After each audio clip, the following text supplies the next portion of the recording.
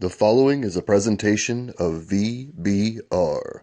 Welcome, and thank you for joining us in our study of God's holy word.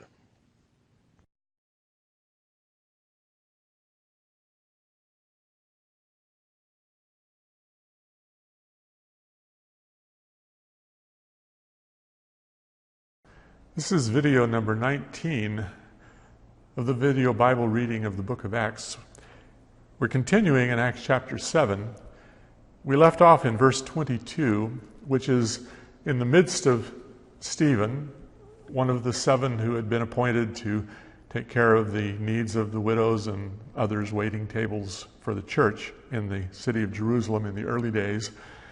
And Stephen had been accused, after having done signs and wonders and preaching the gospel of Jesus very effectively in at least one and maybe several of the synagogues in Jerusalem. He had been accused of speaking against the temple, the holy place, and against the law of Moses, and accused of saying that Jesus would tear down the temple and rebuild it in 3 days. And those were, of course, distortions, but when Stephen was brought to trial before the Sanhedrin, rather than defending himself, he defended the gospel. He made a case for the fact that a holy place is the place where God is. And it's his message in Acts chapter 7 stresses the idea that God never was interested in having a single place where he would be worshiped, that a temple never was his solution to the needs of mankind for approaching him.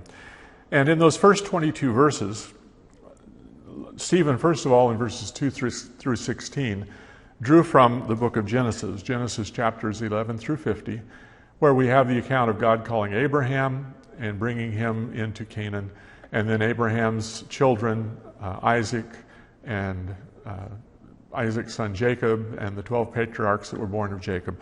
That story is reviewed in verses 2 through 16, the story of Abraham, Isaac, and Jacob and their progeny, and how they worshipped in various places in the land of Canaan, as well as Abraham being a follower of God before he even came into Canaan, as well as the fact that the family went and resided in Egypt. And then in verses 20 through 22, Stephen draws on the book of Exodus, and particularly with the birth of Moses, Exodus chapter 2 and verses 1 through 10, giving an overview of the early life of Moses. As we come today to verse 23, Acts chapter 7, verses 23 through 29, I'm going to read those verses from the English Standard Version. And the he in this verse is Moses, when he was 40 years old. Acts chapter 7, verses 23 through 29. When he was 40 years old, it came into his heart to visit his brothers, the children of Israel. And seeing one of them being wrong, he offended the oppressed man and avenged him by striking down the Egyptian. He supposed that his brothers would understand that God was giving them salvation by his hand, but they did not understand. And on the following day he appeared to them as they were quarreling and tried to reconcile them, saying, "Men, you're brothers. Why do you wrong each other?" But the man who was wronging his neighbor thrust him aside, saying, "Who made you a ruler and a judge over us? Do you want to kill me as you killed the Egyptian yesterday?" At this retort Moses fled and became an exile in the land of Midian, where he became the father of 2 sons. Now, this portion of the story that Stephen is rehearsing before the Sanhedrin was familiar to all of them, of course, and it comes from Exodus chapter 2, verses 11 through 25, a little overview of what we're told about Moses there. When Stephen says that Moses was 40 years old at this time, that's not actually in the Hebrew text. It says that he, when he was grown, he went out among his people there, came into his heart to visit his brothers. But Stephen was aware of Jewish traditions and oral information that was available there, and very likely a source that has been destroyed since those early days, after the destruction of Jerusalem in AD 70. This was probably an idea, a fact that was known not only to Stephen but to the others in the Sanhedrin, that Moses was 40 years old when this transition came into his life. It came into his heart to visit his brothers. Now, among the other things that Stephen is doing here in this defense, it's a defense of the gospel of Christ. And this is the prophetic idea of the incarnation, that Jesus fulfilling the prophecies that were associated with one like Moses, Jesus came to his own, and his own did not receive him. That's in John chapter 1, verse 11. He came to his own, and those who were his own did not receive him. That's the wording in the New American Standard Bible. He came to his own, and those who were his own did not receive him. This is echoing what Stephen said here in front of the Sanhedrin, that Moses came to visit his brothers, but his brothers did not accept him, did not receive him. He supposed his brothers would understand that God was giving him salvation by his hand. But Moses was misunderstood, and he was rejected. He attempted to bring reconciliation, but the people did not listen to him at that time. He was rejected.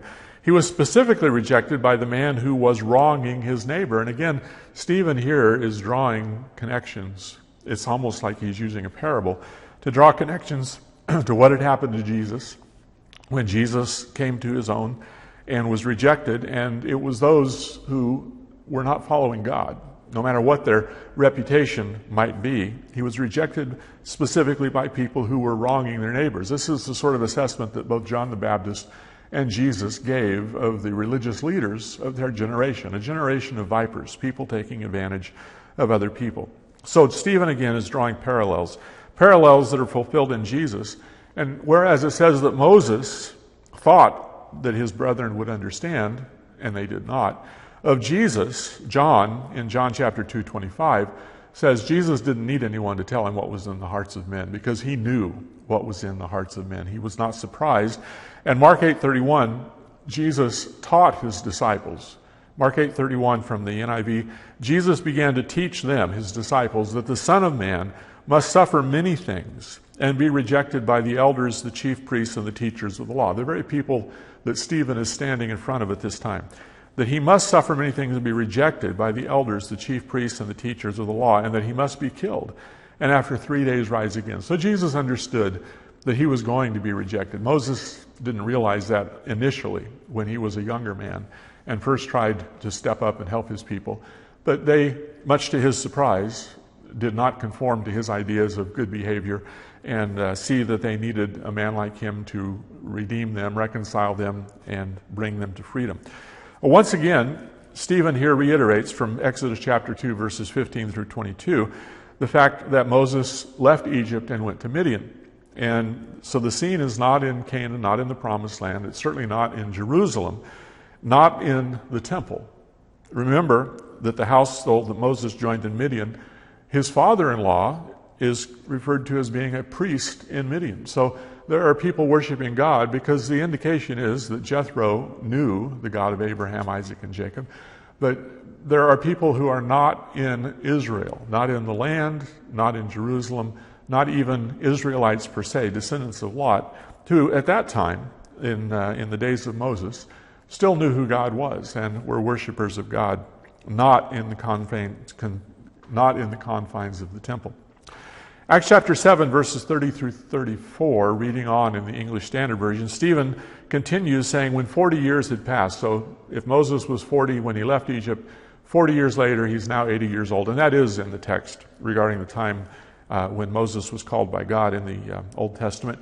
Now when 40 years had passed, an angel appeared to him, to Moses, in the wilderness of Mount Sinai, in a flame of fire in a bush. When Moses saw it, he was amazed at the sight, and he drew near to look. There came the voice of the Lord. I am the God of your fathers, the God of Abraham and of Isaac and of Jacob. And Moses trembled and did not dare to look. Then the Lord said to him, take off the sandals from your feet, for the place where you are standing is holy ground. I have surely seen the affliction of my people who are in Egypt, and have heard their groaning, and I have come down to deliver them. And now come, I will send you to Egypt.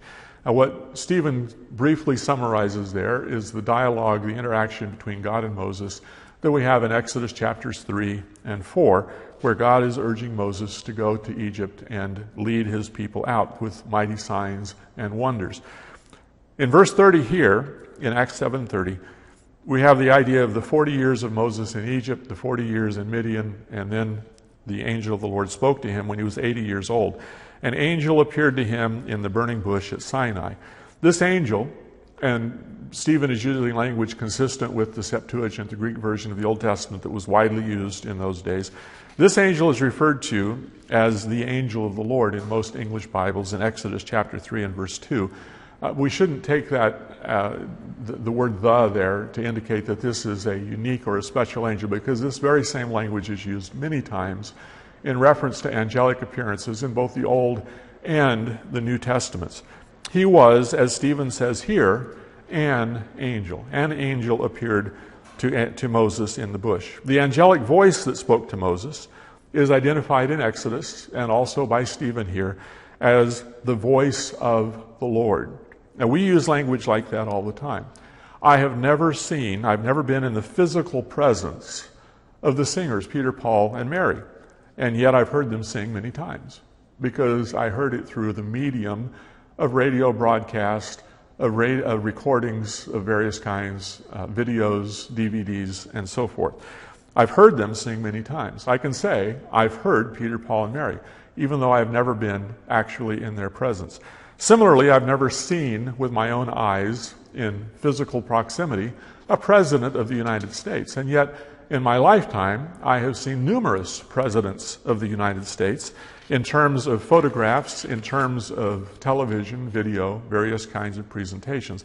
We see and hear people through various media all the time and speak of having seen what we saw through the medium as having seen the real thing. The various media, the pictures, the images, the recordings, the radio, the TV, the internet, all of these are genuine experiences of what people have said and done, the actual seeing and the actual hearing. So in similar descriptive language, at the burning bush and many other times, the medium through which God appeared and through which God spoke was an angel. As we also have here in Acts, when an angel of the Lord released the apostles from jail and gave them instructions to go to the temple and continue proclaiming the gospel in Acts chapter 5, verse 19. We had that a few videos ago. Stephen here, and the writer of Hebrews later, strongly emphasized the contrast between the law that was given through the medium of angels and the new covenant, which was given very directly by the Son of God, who became a man and dwelt among us in person. Very strong emphasis on the uniqueness of what Jesus accomplished by coming into human history as a human being, God in the flesh. Here in Acts chapter 7 and verse 32, God says to Moses, as Stephen recounts, "I am the God of your fathers, the God of Abraham, Isaac, and Jacob." One God when Abraham is in Mesopotamia, when Abraham is in Padan Aram, when Abraham is in Shechem, when Abraham is in Canaan, when Jacob is in Egypt, when Moses is in Midian, when Moses and Israel are Sinai. It's all the same God, the God of Abraham, Isaac, and Jacob. And when God related that to Moses in Exodus 3:15, he used that expression, "I am." Tell them, "I am has sent you." And then he goes on and says, "I am who I am." And he identifies himself as the God of Abraham, Isaac, and Jacob in Exodus 3:15. He says, "This is my name forever." He is a God of history. He is a God who has dealt with human beings in the past as he deals with us in the present, in real space, real time, real history. This is my name forever, the God of Abraham, Isaac, and Jacob. This is the God that Stephen is proclaiming through the person and work of Jesus Christ. So Israel was in Egypt in this segment that Stephen is relating. Israel was in Egypt, and Moses was in the wilderness of Sinai. The place where Moses stood was holy ground, Stephen says. That's what the text says in Exodus. Why was it holy ground? Well, because God spoke to him there. Where the Lord is, this is holy ground, where God's presence is. It's not because of any man-made structure. There was no temple there. There was no man-made structure that we have any awareness of at all. But because of the presence of God, because God manifested himself through that angel in the bush, this is holy ground. And Stephen is being accused, remember, of speaking against the holy place, meaning the temple in Jerusalem. So he's making the case that wherever God is, God makes that place holy. God's presence made that place holy. The presence of the Lord makes any place holy, not just temples. In Psalm 68, which has a number of messianic prophecies woven into it, Psalm 68 and verse 17 makes the statement that Sinai is now in the sanctuary. And that's referring to the fact that God's glory was revealed at Sinai, And then when they built the tabernacle, the glory of God came into the tabernacle. The tabernacle in Exodus chapter 40, when they consecrated it, God's glory filled that tabernacle. Later, that tabernacle was moved around various places, but finally the Ark of the Covenant came to rest in Jerusalem. And when Solomon built the temple in Jerusalem and they moved the Ark of the Covenant into the now sanctified temple, once again the glory of God filled that structure. The Sinai, the glory of God that was there at Sinai, the glory that dealt with Moses at Sinai, had come into the sanctuary, which moved through the wilderness and finally came to rest, the Ark of the Covenant and the bronze altar and so forth, finally came to rest in Jerusalem. But the holy ground idea was not limited to what happened with Solomon and afterward in Jerusalem. And when God said to Moses, take off your sandals, the priestly regalia that we have described in the 28th and 29th chapters of the book of Exodus, the garments of the high priest and the regular priest, that priestly regalia included robes, included headgear, included undergarments. The one thing it did not include was shoes. There were no shoes, no sandals included in the priestly regalia. Whenever the priests would serve in the temple itself, whenever they are around the altar and they're going to be washing their hands and feet on a regular basis many times during the day, they're not wearing shoes. Why? Well, the place they're standing is holy ground. And so they are barefoot in their service of God. The priest, including the high priest who sat in this council when they are serving in the priestly office in the temple, are like Moses at Mount Sinai. They're barefoot on holy ground, hundreds of miles from Mount Sinai, because God is manifested there. He has chosen that as a place. But it doesn't have to be that place. It could be Joshua standing at Gilgal on the eve of going into Jericho in the 5th chapter of the book of Joshua. And Joshua is told by the commander of the army of the Lord to take off his shoes. He was on holy ground. It can be Moses at Sinai. It can be the priests in the temple. The location is not the point. The presence of God is the point that Stephen is stressing here for them to apprehend. And God says to Moses, as Stephen relates here in verse 34, I have come down to deliver them. God has come down to deliver his people out of Egypt. This is what Stephen was claiming had happened in the person of Jesus. God had come down to deliver his people, to deliver people from sin. The Lord had come down to deliver his people from their afflictions. Stephen knew the circumstances related by God about Egypt and the suffering that was going on there. God knew the circumstances of his people. He came to the rescue. Jesus came to the rescue. God knew the circumstances of his people, and Jesus had come down to deliver them, just as God, the language that God used in speaking to Moses. Acts chapter 7, verses 35 through 41. This Moses, whom they rejected, saying, who made you a ruler and a judge? This man God sent as both ruler and redeemer by the hand of the angel who appeared to him in the bush. This man led them out, performing wonders and signs in Egypt and at the Red Sea and in the wilderness for 40 years. This is the Moses who said to the Israelites, God will raise up for you, a prophet like me from among your brothers. This is the one who was in the congregation in the wilderness with the angel who spoke to him at Mount Sinai, and with our fathers. He received living oracles to give to us. Our fathers refused to obey him, but thrust him aside, and in their hearts they turned to Egypt, saying to Aaron, make for us gods who will go before us. As for this Moses who led us out from the land of Egypt, we do not know what has become of him. And they made a calf in those days in order to sacrifice to the idol, and were rejoicing in the works of their hands. Now that's from Exodus chapters 5 through 32. It's a summary of the entirety of the account of the plagues and the Exodus and going to Mount Sinai and Moses being on the mountain, and culminating with the golden calf incident in Exodus chapter 32. Here in verse 35, God chose Moses. The people rejected him, but God chose Moses. And again, Stephen is weaving this picture, this parable of sorts from the history of the past. God chose Jesus. We've had that language already in the sermons, the speeches that were given by Peter. God chose Jesus, but the people rejected him. It's the same story all over again, only with greater consequences this time than that. God chose Moses, and the people rejected him. So we're returning to the theme from verses 24 through 28, when Moses was 40 years old and went out among the people, and they rejected him. But this time, God has actually chosen him and sent him. It isn't just Moses acting on his own. And so it highlights again that rejecting the divine deliverer, as they had with Jesus, had happened before. It has happened again in recent history with Jesus. This man, Stephen says, God sent, and the man he's referring to is Moses, but he's also alluding to Jesus. This man, God has sent as both ruler and redeemer.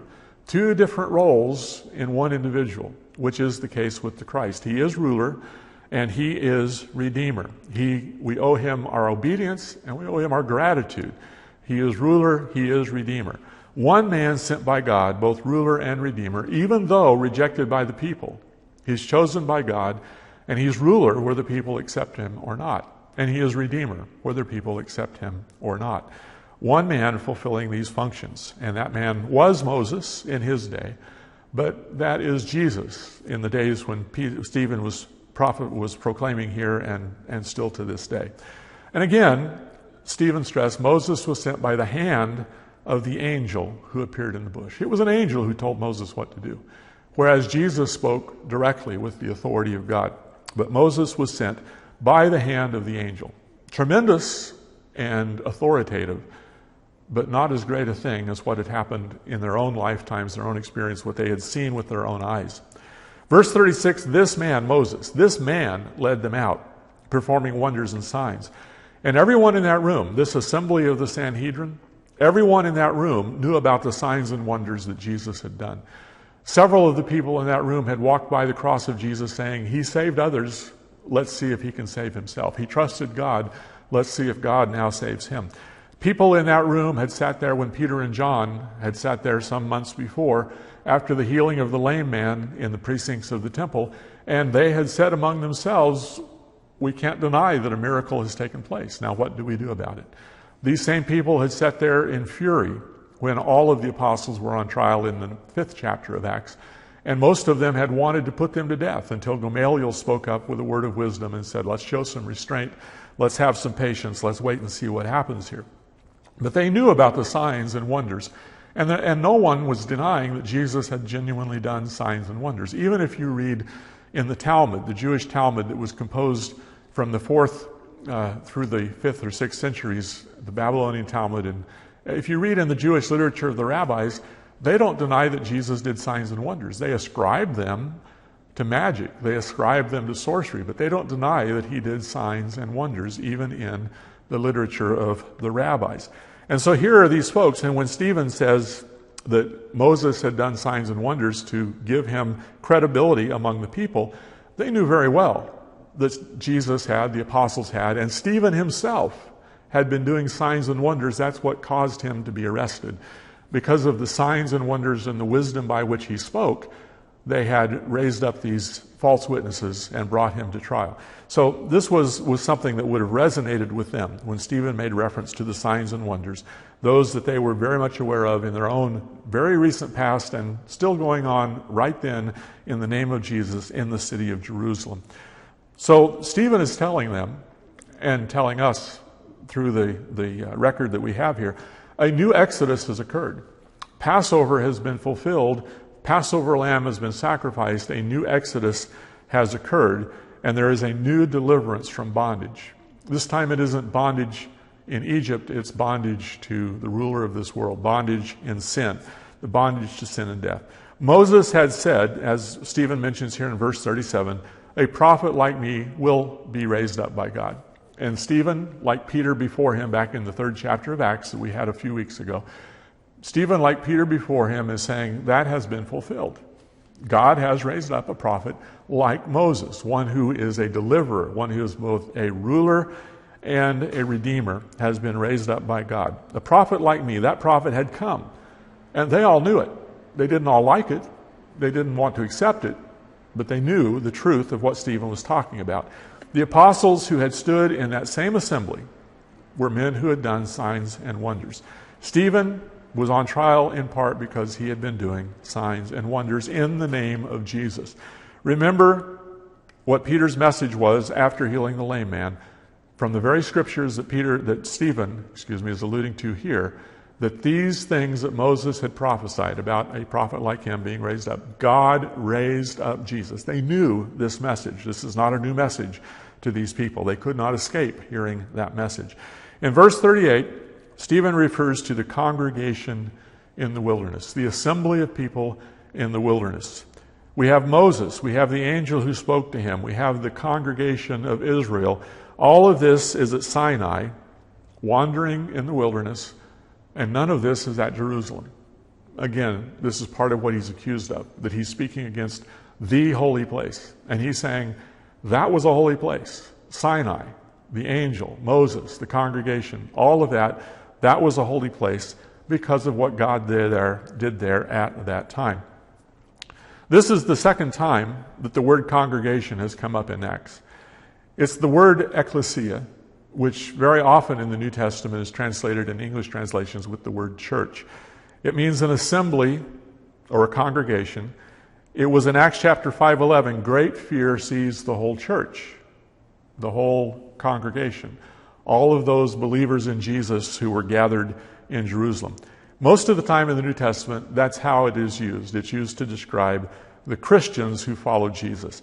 But it's an ordinary word, and it can describe any group or any gathering or any assembly. And the congregation in the desert, I don't doubt that Stephen had a little bit of a double meaning and tension when he used that expression, because the people of God are the congregation, not the temple. And we sometimes have that same issue today with the word church. The people confused a location, a structure, a building, with the idea of the church. But the church is the assembly, the congregation of God's people. And that's where God's presence is. It isn't in an empty building. It's in the people of God who come together in his name, in the authority by the name of Jesus. Stephen says here that Moses received and gave to the people living oracles, the living word of God. Not the structure of the temple, not even the rituals. Those things, the instructions for ritual and the instructions for building the tabernacle were a part of the law. But the living oracles, the living message from God, something that transcends time, place, and generations. The living revelation of God's Word. And of course, that is finally and fully personified in Jesus. He is the living oracle, the living revelation of God. In their hearts, our fathers turned back to Egypt. And that's what this is all about, is where the heart is. In their hearts, our fathers turned back to Egypt. That's where God is either enthroned or not, is in the heart of humanity, the hearts of mankind, not in physical structures. And they made and worshipped a golden calf, worshiping the images, the things made by their own hands. They made and worshipped a golden calf. And Stephen is correlating the golden calf then with the golden temple that Herod had started and was still under construction even to that day. 46 years in building is mentioned in the second chapter of John. They had confused the structure of the temple with the sacredness of God. And as the Israelites in the wilderness had confused the golden calf with the God who led them out of Egypt. They rejected Moses, whom God had chosen. They rejoiced in the works of their own hands. And these folks were also rejoicing in the works of their own hands, in the structure of that temple, which was so magnificent. The temple that Stephen was accused of blaspheming had become like the golden calf. They were rejoicing in the works of their own hands. And this is a conflict about what the temple truly is, what the location is of God's presence, what holy ground truly is. And we're going to pause here again, not done with Stephen's message yet, but we're going to pause here again and pick up next time in Acts chapter 7 and verse 42.